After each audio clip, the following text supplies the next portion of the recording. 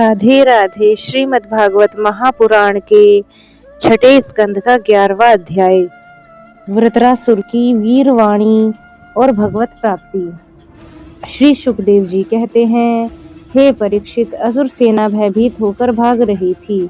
उसके सैनिक इतने अचेत हो रहे थे कि उन्होंने अपने स्वामी के धर्मानुकूल वचनों पर भी ध्यान नहीं दिया। वृत्रासुर ने देखा कि समय की अनुकूलता के कारण देवता लोग असुरों की सेना को खदेड़ रहे हैं और वह इस प्रकार छिन्न भिन्न हो रही है मानो बिना नायक की हो। हे राजन, यह देखकर वृत्रासुर असहिष्णुता और क्रोध के मारे तिलमिला उठा। उसने बलपूर्वक देव सेना को आगे बढ़ने से रोक दिया और उन्हें डांटकर ललकारते हुए कहा, हे क्षुद्र देवताओं, रणभूमि में पीठ दिखाने वाले कायर असुरों पर पीछे से प्रहार करने में क्या लाभ है। ये लोग तो अपने माँ बाप के मलमूत्र हैं, परंतु अपने को शूरवीर मानने वाले तुम्हारे जैसे पुरुषों के लिए तो डरपोकों को मारना कोई प्रशंसा की बात नहीं है और न इससे तुम्हें स्वर्ग ही मिल सकता है।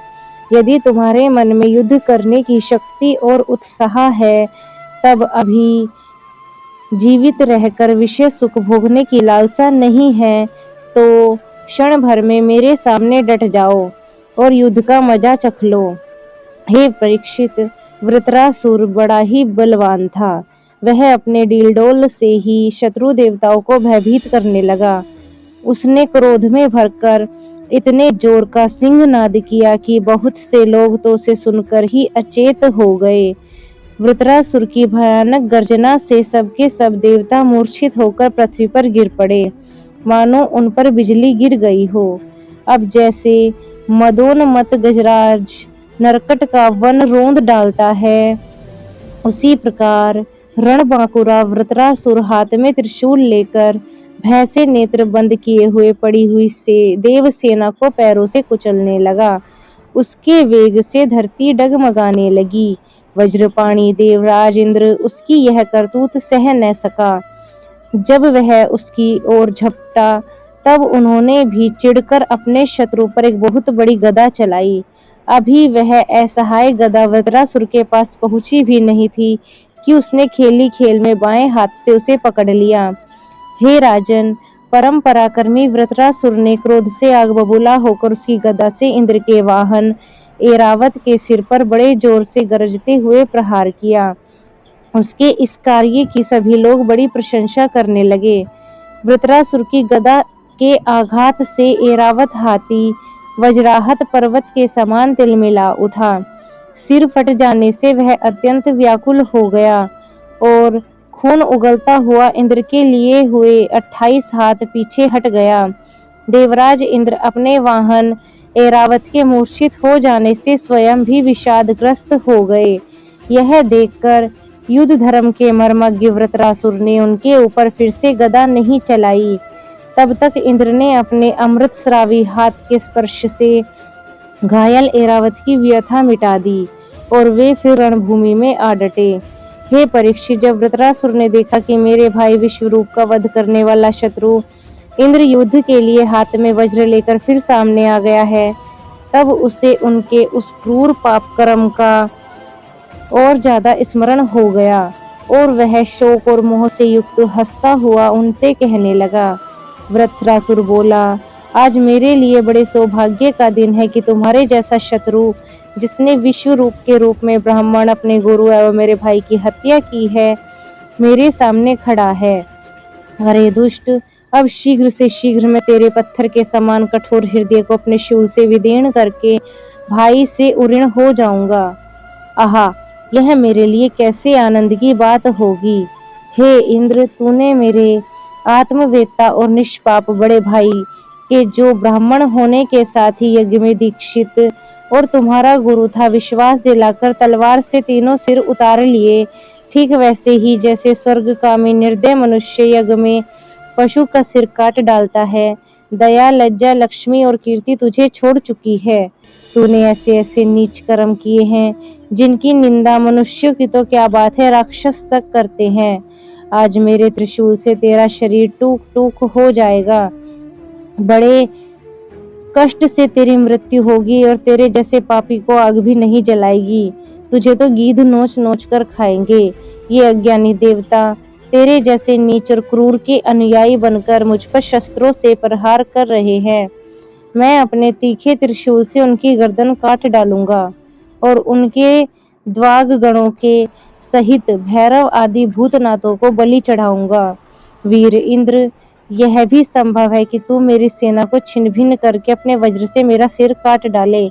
तब तो मैं अपने शरीर की बलि पशु पक्षियों को समर्पित करके कर्म बंधन से मुक्त होकर महापुरुषों की चरण रज का आश्रय ग्रहण करूंगा। जिस लोक में महापुरुष जाते हैं और वहीं पहुंच जाऊंगा। हे देवराज, मैं तेरे सामने खड़ा हूँ, तेरा शत्रु हूँ। अब तू मुझ पर अपना अमोघ वज्र क्यों नहीं छोड़ता? तू यह संदेह न कर, जैसे तेरी गदा निष्फल हो गई कृपण पुरुष की हुई याचना के समान यह वज्र भी वैसे ही निष्फल हो जाएगा। हे इंद्र, तेरा यह वज्र श्री हरि के तेज और दधीची ऋषि की तपस्या से शक्तिमान हो रहा है। विष्णु भगवान ने मुझे मारने के लिए तुझे आज्ञा भी दी है, इसलिए अब तू उसी वज्र से मुझे मार डाल, क्योंकि जिस पक्ष में भगवान श्री हरि हैं उधर ही विजय, लक्ष्मी और सारे गुण निवास करते हैं। देवराज इंद्र, भगवान संकर्षण के आज्ञानुसार मैं अपने मन को उनके चरण कमलों में लीन कर दूंगा। तेरे वज्र का वेग मुझे नहीं, मेरे विषय भोग रूप फंदे को काट डालेगा और मैं शरीर त्याग कर मुनि जनोजित गति को प्राप्त कर लूंगा। जो पुरुष भगवान से अनन्य प्रेम रखते हैं, उनके निज जन हैं, उन्हें वे स्वर्ग, पृथ्वी अथवा रसातल की संपत्तियां नहीं देते, क्योंकि उनसे परमानंद की उपलब्धि तो होती ही नहीं। उल्टे द्वेष, उद्वेग, अभिमान, मानसिक पीड़ा, कलह, दुख और परिश्रम से ही हाथ लगते हैं। हे इंद्र, हमारे स्वामी अपने भक्त के अर्थ, धर्म, काम संबंधी प्रयास को व्यर्थ कर दिया करते हैं, और सच पूछो तो इसी से भगवान की कृपा का अनुमान होता है, क्योंकि उनका ऐसा कृपा प्रसाद अकिंचन भक्तों के लिए ही अनुभव गम्य है, दूसरों के लिए तो अत्यंत दुर्लभ ही है। भगवान को प्रत्यक्ष अनुभव करते हुए वृत्रासुर ने प्रार्थना की, हे प्रभु, आप मुझ पर ऐसी कृपा कीजिए कि अनन्य भाव से आपके चरण कमलों के आश्रित सेवकों की सेवा करने का अवसर मुझे अगले जन्म में भी प्राप्त हो। हे प्राण वल्लभ, मेरा मन आपके मंगलमय गुणों को स्मरण करता रहे, मेरी वाणी उन्हीं का गान करे और शरीर आपकी ही सेवा में संलग्न रहे। सर्व सौभाग्य निधे, मैं आपको छोड़कर स्वर्ग, ब्रह्मलोक, भूमंडल का साम्राज्य, रसातल का एक क्षत्र राज्य, योग की सिद्धियां, यहाँ तक कि मोक्ष भी नहीं चाहता। जैसे पक्षियों के पंखहीन बच्चे अपनी माँ की बाट जोहते हैं, जैसे भूखे बछड़े अपनी माँ का दूध पीने के लिए आतुर रहते हैं, और जैसे वियोगिनी पत्नी अपने प्रवासी प्रियतम से मिलने के लिए उत्कंठित रहती है, वैसे ही कमल नयन मेरा मन आपके दर्शन के लिए छटपटा रहा है। हे प्रभु, मैं मुक्ति नहीं चाहता, मेरे कर्मों के फलस्वरूप मुझे बार बार जन्म मृत्यु के चक्कर में भटकना पड़े, इसकी परवाह नहीं है, परंतु मैं जहाँ जहाँ जाऊं, जिस जिस योनि में जन्मूं, वहाँ वहाँ भगवान के प्यारे भक्त जनों से मेरी प्रेम मैत्री बनी रहे। हे स्वामिन, मैं केवल यही चाहता हूँ कि जो लोग आपकी माया से देह गेह और स्त्री पुत्र आदि में आसक्त हो रहे हैं, उनके साथ मेरा कभी किसी प्रकार का संबंध न हो। राधे राधे।